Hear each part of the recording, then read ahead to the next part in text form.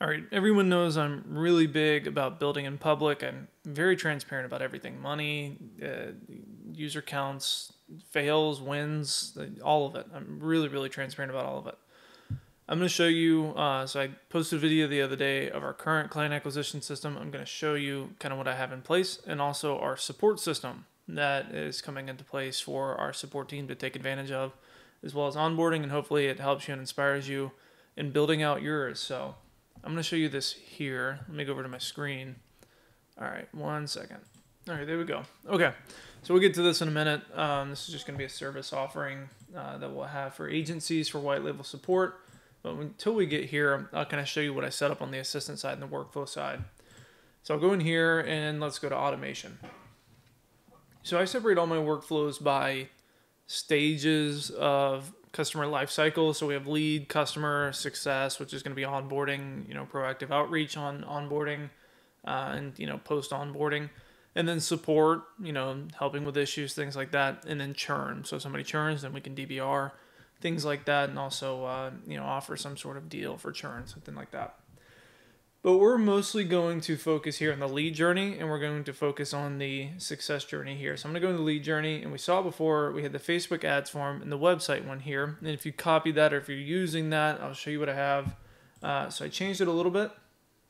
So I accounted for, my thought was most people would fill out the form. They typically, like Facebook ads, they're not super, super qualified, right? So I thought most people would fill out the form, not go to the website, not do anything. Turns out to be the opposite. So I kind of changed it around for the attribution reporting. So what I did is when someone submits a lead form here, what I did is had my attribution from where they're coming from. And I'm assigning it to a user that I've dedicated to the AI itself. That way for tracking. You don't have to do that. It's just something that I'm testing now. Now I have a 21-minute wait here on the Facebook ads form, so that gives them plenty of time to look at the website, go search around, go to school, and then come back and submit it. And if they don't, 21 minutes of delay to kind of feed into the campaign from last time of the oops, I forgot to connect the workflow. So that still goes down here, and then I have a catch-all at the end. I don't know why I didn't do this. I always do this, but I didn't do it from the beginning, which is just a catch-all in case I want to do something else from this campaign. I know they're all tagged and everything, but it's just a nice thing to have there at the end, especially if I have a follow-up that comes right up off this. I usually always put a catch-all there, so everybody who's been through this workflow just kind of sits at the end. And then for the website funnel form, this one doesn't have an if-else, so we're kind of counting on that they go for this one. And the Facebook ad form one is just kind of a catch-all if they don't. So this one's traditionally as it is, and then the catch-all here at the end. So nothing really crazy here, and I don't have it completely built out, but it's just going to be like an Agoji type sequence. Follow-up, I'm going to have some really cool stuff in there that I think you'll like, where it's just going to, it's going to be your traditional email calling, text messaging, things like that, but we're also going to do cold outreach on social medias with a tool that I have built too. So it'll be really fun. I'll show you that when it's done. And the same thing for the reactivation. We're going to use both of those things there. And then I just have a basic appointment reminder. I don't think I have anything special in here. Oh, I do have an assistant that lives in here. So we have our trigger being the appointment set in the main calendar here, which is the sales calendar. Appointment confirmation email, which just drives people to the school group, the YouTube channel. 24 hours before, I have this email that I always send out. I say 2 questions before our call tomorrow. So it's just kind of like, getting them to try to talk. If they don't, again, just trying to make sure that they're going to show up. If they're going to show up, I really don't want to waste time. I don't have much as it is. The last thing I want to do is waste time. So I have a couple of these that go out. And I have this one right here. It's just like I sent you over an email. Looking forward to seeing you in the community. Again, kind of fitting the persona of the AI that I've created. And then an hour before, what I do here is I have a Google. I love doing this because if the other stuff, like this is what I always talk about, be different. Like this is what gets replies. I've never not had someone reply to this, and that's how I know they're going to show. I'll send an email, and I love doing this where I'm like, by the way, here's the Google link, and I'll send them a Zoom link, or the other way around, I'll say, here's your Zoom link, and I'll send them a Google link. And then the first thing they do is respond and be like, hey, is that the right link? Or like, hey, did you mean Zoom link or something like that? And it's like, hey, well, they're reading the email and we're getting a reply. It's so great. You should try it sometime. But I have that one here about an hour before. And then I have a text going out that says, hey, it's Haley, the AI. I'm giving you a call off my cell. Look out for a call from, and then this is the call or the number I have on this specific assistant.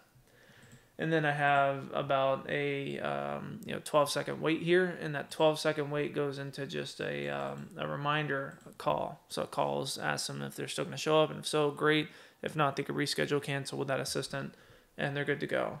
And then just some stuff down here, nothing crazy, but super fun. Those are some emails that have just worked for me in the past and had high success with, so maybe you can implement them too.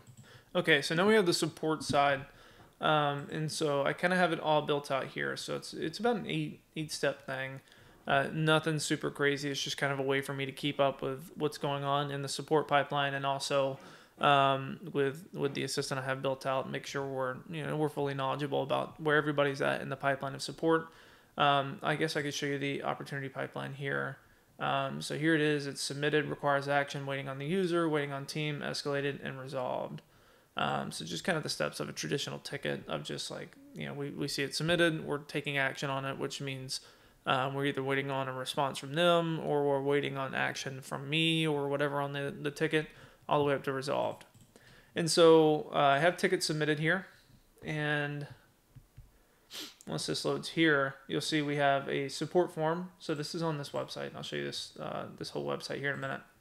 But it's just, just kind of walks through the whole thing. Like, what are you having? What kind of problem are you having? Loom, associated IDs, urgency rating, things like that. Once that's submitted there, what we're going to do is we're just going to check to see if they already have a ticket. We're just going to run it at a one at a time ticket just to not overwhelm the team as they're onboarding, learning about the system and doing everything. We're just going to kind of track one ticket at a time with the ID. And so that's all this is here. So if they submit while they already have an active ticket, which has to do with some tags here, it'll just send them an email, be like, hey, look, we already have a request that's a conflicting request. Give us 24 to 48 hours to work through it, and then you could submit another one if it's relevant, or you can email us here if it's pertaining to one you already have. Just so everybody's in the know, just so like the support team is well aware, they're well tracking, again, not getting overwhelmed, especially when you run high volume. Like where we're at on our user base, you have, it's kind of an 80-20 rule, is the 20% just soars and 80% of the tickets. So, so I just wanted to kind of give them a buffer period. So if they don't already have a ticket, I have a tag just here that's saying like, support ticket submitted, just so we can keep up with this. Again, I'm a huge fan of tags. I can't stress it enough. I love tags. They're the best for tracking. They're the best for filtering. So amazing, and they work really well with Go high level workflows. After that, I couldn't find, at least I'm not intelligent enough to know if there's a solution already for this, so I just kind of built one on my own, is support ticket ID tracker, or, support ticket number tracker, or generator. I didn't see anything in the Go high level workflows for that, and again, maybe I passed over it, and I'm not too intelligent, so I just kind of bulldog, forced my way and built my own. So I have this custom piece of code here, just a piece of JSON, or JavaScript, sorry. Just a piece of JavaScript that will generate a 24-character random ID from uppercase, lowercase letters, and numbers. So that way we can have a very, very unique ID for each support ticket. And so that's just the custom code thing. This is not super new, but it's pretty new. So we're just running a really small JavaScript script in there to generate those IDs, and those IDs are updated to a custom field. We have their current ticket ID. That's how we track that. Along the pipeline. That's how we're able to have the have the tickets tracked from not only like a system level, but also the team is able to keep up with specific tickets, and then we also note everything too. So it's a good way to kind of see ticket velocity, or how fast we're able to solve some of these tickets. And also it just allows us to track those metrics a bit better, so that we can go back and we can say, okay, these tickets are taking an average of 6 to 8 hours, and we know that because we can track it by ID, in a spreadsheet, something like that. we need to get this down here. And then by having those IDs, it's just the data is way easier to track because they're very, very unique. And if you want, I can share that. Like I said, there may already be something there for that. I'm just not intelligent enough to know. But if you want that JavaScript, I can just send it out. No big deal. But we're just filling a custom field with that. And then we're sending an email out to the person who submitted the ticket, just letting them know we got it. We're putting in the ticket ID here in the subject line. Again, just really good tracking of support tickets with all of the stuff in like a nice little summary in an email. And then we're dropping that in the contact notes too, just so we have it in different places and we're fully aware what all this stuff's going. Probably the goal after we test this for a couple days is it'll all be exported to a BuildShip database as well, so that we can track those things like pipeline velocity, maybe Monday.com, something like that. So the product manager can take a look at those metrics and we can get a bit better in breaking that bottleneck of faster support tickets, things like that. Okay. So we have the note going in, and then we're just keeping track of it in that pipeline I showed you there. So wherever they're at, I have been submitted here, and then we have an email internally to the team saying, okay, they submitted a ticket. Here's the ID. Let's get on this. All right. And then it's going to a loop reminder workflow here. Shout out Justin, man. I took some of the stuff you had in yours. It was super, super good for like the ticket follow-up thing. So I put that in here too. So here in the ticket follow-up, while this loads. Okay, so here's just a follow-up looping reminder system for not only me, but the support team, the onboarding team, when a ticket comes in, depending on where it's at. So it's just from that last one, they're brought into this workflow, and then this one just loops with go-tos. So it waits an initial 3 hours, and we do the attribution here, which I probably should throw that here while we're here. Don't want to wait 3 hours to do attribution. Okay, and then we just have an if else here that's saying where is it at in the pipeline. Again, we're tracking this completely with tags. I'm a huge fan of tags, if you can't tell. So we have submitted, requires action, waiting on user, waiting on team, escalated is going to be handled kind of hands-on, and then none is just, they shouldn't be in here. So wherever they're at is where the reminder is going to go. So if it's for submitted or waiting on user or waiting on team or something like that, that's going to go to the support team. Where what we're going to do is we're just going to send out a notification saying like, hey, here's a ticket reminder for this person. Remember to do this when you're done, et cetera, et cetera, et cetera. And then we have some for me when I come in here. Where it's going to say you have a ticket reminder, something requires action, something requires a build out, something requires a little bit more attention than the support team can put on it. So that's going to be a reminder specifically to me. And depending on where it's at in the support flow, right, for submitted, we have an every 3 hour reset on that reminder so that we can get it into these other things and put some action on it.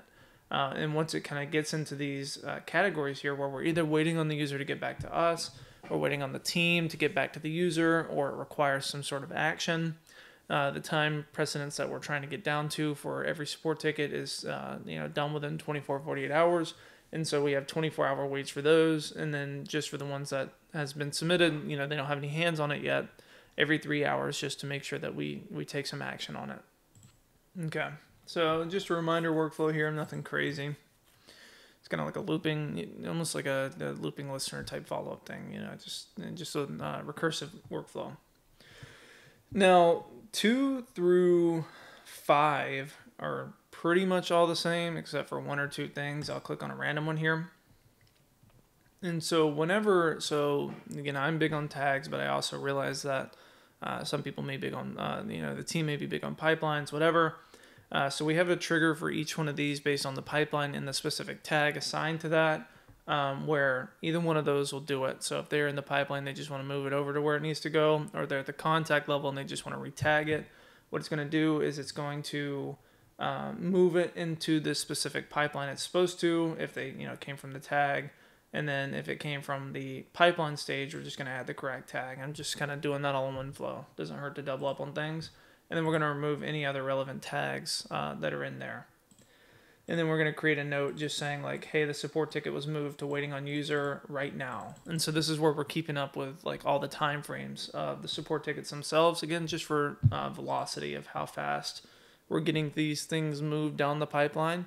And then also where the bottleneck may be, we may see a huge time discrepancy in submitted to, user getting back or whatever, right? So then we can visualize that data and figure out what we can do to solve that problem. And so I won't go through each one of those because they're all pretty similar. One or two has like an email, internally that's supposed to go out, but pretty much just keeping track of everything, making sure everybody's reminded of what they need to be doing, just so that we can get tickets done faster. And there's communication with the person who submitted, and there's communication internally between everybody to make sure we know where every ticket is at. Okay, and at the end here, we have just ticket resolved. So, whatever's done, we fix the problem. Yay, hooray. That's done by either a tag or a pipeline stage. Pretty much the same as the other ones, except for, we're marking as resolved. We're removing anything to do with support tags. We're removing it from that reminder loop from the beginning, and then we're marking the time that it was actually marked done. And then we send out a resolved email to, internally here, just saying, hey, thanks so much. I just want you to know how appreciated you are. So lucky to be able to work with you. Thank you for treating the user so well, et cetera, et cetera, et cetera. Then we have a 30-minute wait here, which sends an email to the user here saying, hey, your ticket ID here was resolved. Again, going back to that unique ID, really big on unique IDs.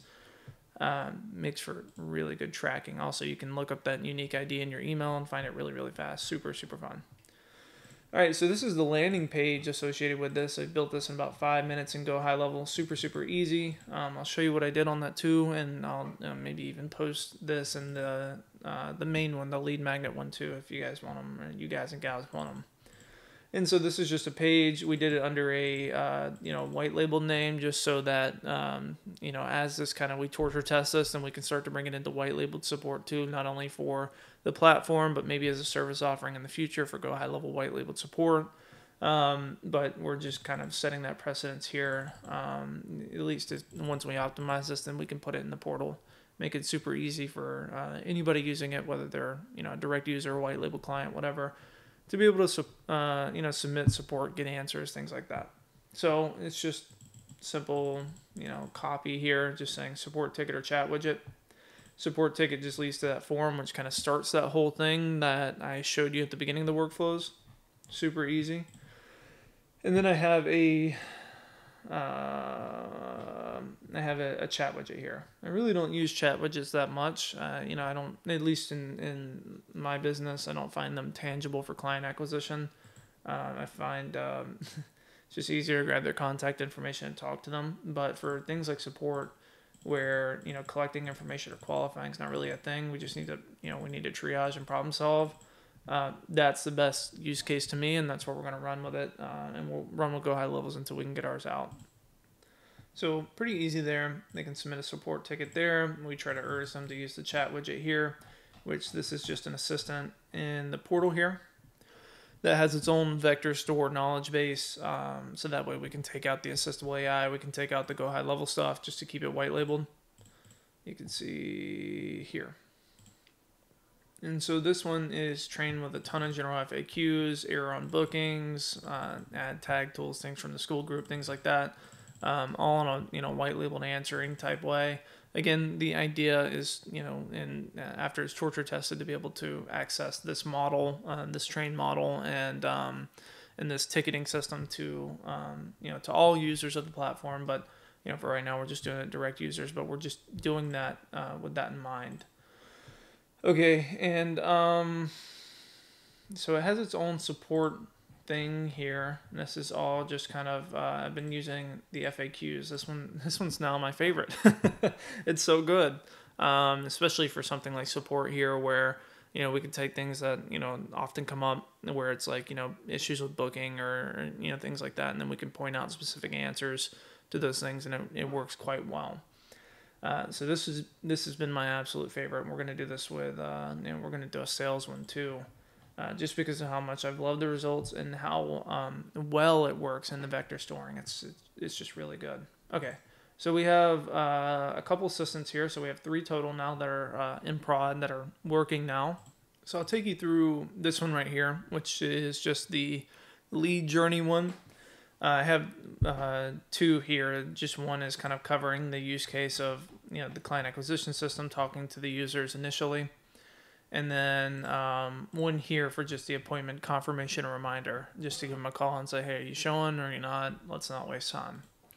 So really, really easy. So this one pretty much has access to all the pre-built tools plus some custom ones just for the client acquisition process. Makes it real fun. You can even kind of see it in action here with scraping websites and running this client acquisition system here. And then this one is in that appointment confirmation workflow. An hour before, it's going to give them a call, and it's going to just remind them that they have an appointment in an hour, and then ask them if it still works for them. And if it does, great. In the call, you're good to go. But if it doesn't work for them, ask them if they want to reschedule or cancel. If they want to reschedule, then we're going to use the reschedule tool in there. And if they'd like to cancel, we're going to cancel it. And then after that, just hang up the call, and then we have a post-call webhook where we're going to do some stuff with that. But not to get too crazy with it, but just kind of fun. We just have those two there. This is the main one, and then this is just the one right now for appointment confirmation. Now, this is the fun one.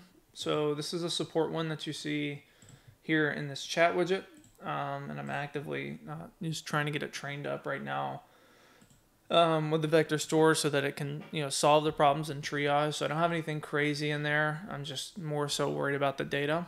So the way I have this thing set up is traditional, right? Identity, style guardrails, response guideline, and then that's really not a complete task-based framework. This is more so just to get it to respond, and I can see what it's outputting. More for testing, if anything, since this one isn't in full prod. I mean, it's out there. If you want to go here, submit your support ticket, and you could talk to this thing and know some stuff. It's pretty smart, but it's not 100% yet, which we'll preface that in the widget. And that just comes with training for something like this, but no big deal. So what did I do for this one specifically? So, in this one, we didn't give it access to tools like scheduling or anything like that. This one has two custom tools, which is just documenting what it sees in a conversation so that we can, put it in there and start to answer questions, and then submitting a support ticket itself. So that same flow that you saw where a user can go into that landing page and submit a support ticket, the assistant can actually do it too. So if they're trying to triage, they're talking, the person's getting frustrated, Haley support bot will pick it up, submit a support ticket for them, and then call it a day. I'll show you those here in a second. So it doesn't have access to any calendars because we don't have anything booking on there, but it does have access to that specific knowledge base in there with all the white labeled stuff, with all the support stuff. Nothing on Verbis, nothing on anything. One thing I did change on it though was the temperature. I've been playing around with like 0 temp, 1 temp, because that makes it really deterministic. If you don't know what temperature does, like the higher the output, like 2, you're gonna get some crazy responses because it's just gonna use it's gonna try to be really creative, and without getting too much into it, it's basically like opening its world up to like any output, any output that it wants to, versus like really deterministic stuff. And it's basically what this is like the percentage correlation between the input and the output. If it's we want it to be more refined, we want them to be super correlated, we want it to be more deterministic. The lower the temperature, the higher the temperature, the more randomized the output will be. So I've been testing with 0 and 0.1 specifically for the support one because I don't want it going, and conversing. I don't want anybody going in there and just talking with it all day long. So it's mostly meant for triage. So that's really the only change I made up here. I do have on the tools these two custom tools here. And so what do these custom tools do? Well, one documents everything that comes through. So just besides the conversation logs is sent to an external database to be looked at, studied, and used for vector store, almost like a research type thing. And then one is submitting the support ticket for you. I'll show you this first one. Now, I don't think there's a such thing as too much data, right? Like I'm really into tangible results, tangible data, things like that, especially when it comes to optimization and automation, which I'm really huge into. So on this one, it's basically saying every time that someone asks something, the assistant, answers like normal, right? But on this one, it's taking what they asked and what the AI answered, plus like a self rating of how accurate it thinks it was, and it's sending it to an external database here in BuildShip. And so you can kind of see what that looks like. And again, you could probably do this with like Google Sheets in the custom tools and BuildShip, super easy. And you're like, well, why are you doing this? That's a bit much. And it's more so one for testing. That I test a lot of this stuff so that we can create solutions and products for you in the future, you and your clients. But this is also a great way for me to take specific data, which is like what people are asking, put it in one place, find the correlation, and then we can use that to train our own assistant. So the assistant is training itself, if that makes sense. And so what it does is, if we go in here, I'll show you. You can take a screenshot of this and, and copy it over if you want to. I wouldn't do this one because I'm just gonna get your data. As you can create one pretty similar. I'll show it to you. But I just say document everything that comes in, document your queries. And so I tell the assistant to use this tool to document every single thing a user sends in, along with the answer and its own opinion on its ideal output, and it's required for every response. And what we send is the question, answer, and then best answer, either yes or no. Like, is this the best answer you could have given? And, what I have on this is I'm just letting it know, like, the question part of this is like what the user said, the contact, whatever. And then the answer is what your answer was. And then best answer is kind of a way for you to rate yourself. Was this the optimal answer based on all the information that you had from your vector store, everything else? Kind of give yourself a rating on that, right? And so now every time a message is sent, you can kind of see it here. Let me see. Yeah. So you can see it here. Every time that someone asks something, it's sending data. It's sending data here. And it's sending what they said, what it said, and its personal rating on if this was the best answer. If this was like on all the available information it had, was this the best answer? Now I'll probably change the way this is done, but for right now, it's good enough. And you can kind of see here that we can take, and we can see my chatbot won't respond. Here's the answer it gave. Plus it said, I thought this was a pretty good response. And so what we'll, take this and do, especially in BuildShip, is be able to go through, rate and sort and make these more accurate by, taking the ones that it said no on, making them better, and then auditing the ones that it said yes on. And then we'll take all of those, make sure that they have the correct answers, put them in a vector store, back into the assistant. So it's literally training itself proactively. Especially on a support use case where those things are like very technical. It's not just like here, there, qualifying, or it's not like industry specific stuff. This is like business specific stuff, like not only business specific stuff, but business product specific stuff. So the assistant's just basically trained to train itself. Pretty fun. You don't have to do that, but maybe data collection may not be a bad idea for you to get into. Might make you competitive. All right, and so the other one I have here is a custom tool, is submit support ticket. So it's like the same thing from earlier, unlike the form where it's like name, email, ticket ID. So I have it randomly generated ticket ID itself rather than the JavaScript doing it, which is like, this is why V2 is so powerful. This is why AI is so powerful. It is something that would require a little script of JavaScript, especially in high level, to generate something like a 24 character ID string or something like that. The assistant can just do it itself. Really cool. And so I just kind of preface this, like, you use this to submit formal support tickets to the system. Only do this if, triaging their problem isn't working. Like, this is the last resort. So, because if they were going to submit a support ticket, they would have done it already. And so we just have all the data fields kind of matching there. And what this is doing is it's pointing to a Go High level workflow. I'll show you that here in the support journey. It's kind of the last workflow here. And so we just sent, that custom tool. We send it over as an inbound webhook, and you can see the data that's mapped, at least on custom tools. So if you want to build your own custom tools, you can see what's mapped. So the arguments, which was like all those little parameters that we set, right? Like the name, email, whatever, urgency, recording, all that good stuff. You can see the arguments there. Those are the parameters. That's what you'll get. You'll get arguments, and then you'll get all the parameters and the data associated with it. Then you'll get contact ID, which is the unique contact and Go High Level that it's conversing with. The account, which is your specific account ID internally to our system. The location ID, which is your account specific to Go High Level system. The request ID, so our internal tool calling request. ID tracking, the tool name itself, and then the tool ID. So we send a lot of data here, but really the only things you need is this. And I didn't really like fully build this out, just kind of testing it out on the specific use cases. Is I'll probably trade this out for find contact rather than create or update contact. Just find it works better for some of this stuff and Go High Level. And then I just took a note of some of this stuff, but it'll be a more formal process. But I thought that was pretty fun. And so this landing page here, LifeVest.ai, nice little landing page, optimized for mobile, really, really fun. Makes support queries and question answering a little bit easier. Where submitting a support ticket goes right to the system. We're all notified and we're all on it, basically between 9 and 5 Central Time. But of course, you have the AI 24/7 and me 22/7. I need 2 hours of sleep.